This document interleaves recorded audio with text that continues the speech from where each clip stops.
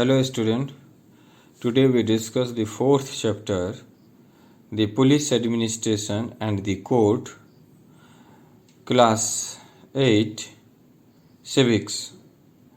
In this chapter we discuss about the role of police,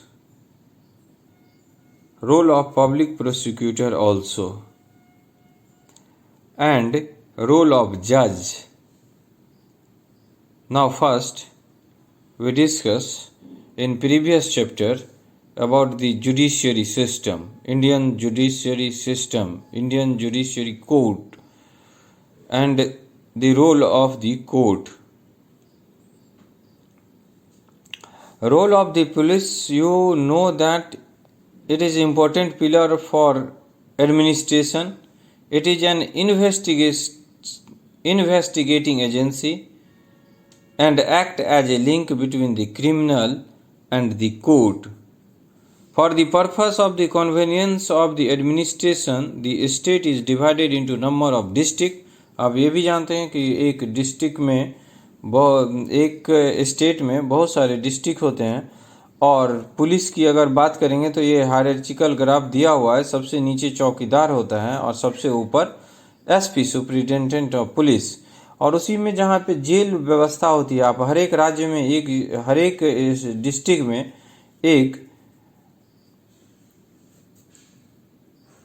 हर एक district में एक jail होता है। तो जेल जो है वो जो जेलर और डिप्टी जेलर के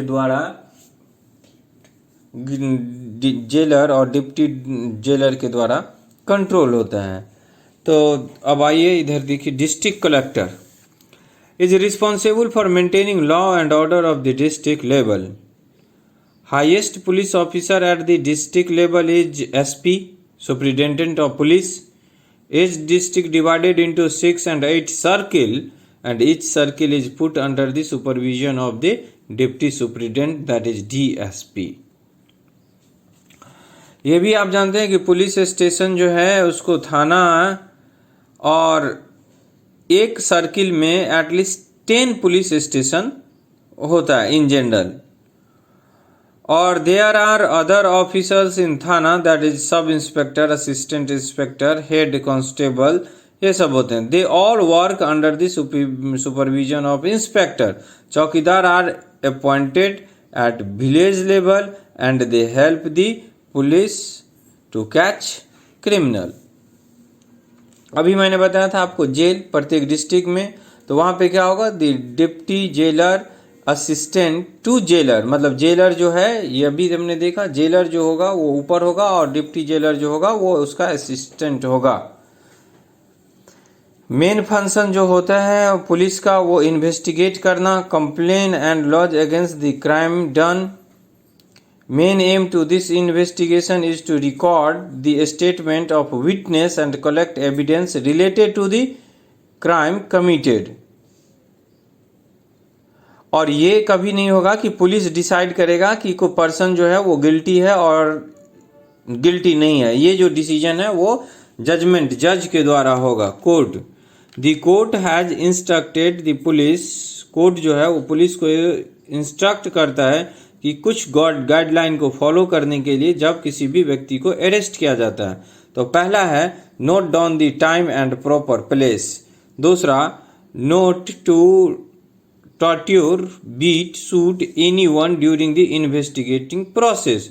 तीसरा, to conduct investigation in accordance with law के हिसाब से आप इन्वेस्टिगेशन कीजिए। कॉन्स्टिट्यूशनल जो हमारा राइट है, जो प्रत्येक आदमी के लिए, कैदी के लिए अलग है, पुलिस के लिए अलग है इन्वेस्टिगेशन करने का, तो कॉन्स्टिट्यूशन के हिसाब से to show full respect of human right है। जो भी राइट मिला हुआ है ह्यूमन के, प्रत्येक आदमी के ह्यूमन राइट का उल्लंघन नहीं होना चाहिए।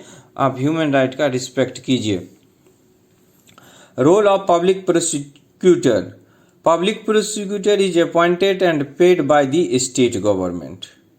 Main function is to secure the prosecutions of offenders to keep the society free from crime. Only those persons are eligible to become the public prosecutor who have successfully completed 7 years in bar association and have also cleared an examination that is conducted by the state government. State government के द्वारा जो exam है वो qualify करे और 7 year जो है वो बार एसोसिएशन के तहत वो काम करे, उसके पास एक्सपीरियंस होना चाहिए पब्लिक प्रोसिक्यूटर बनने के लिए. The public prosecutor faces tremendous pressure while executing responsibility.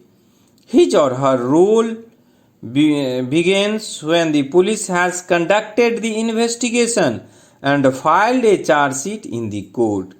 As a court employee, a public prosecutor has to act impartially and present true facts and evidence before the court, thus enable to court to decide the case. Public prosecutor का जो काम है वो न्याय दिलाने का है.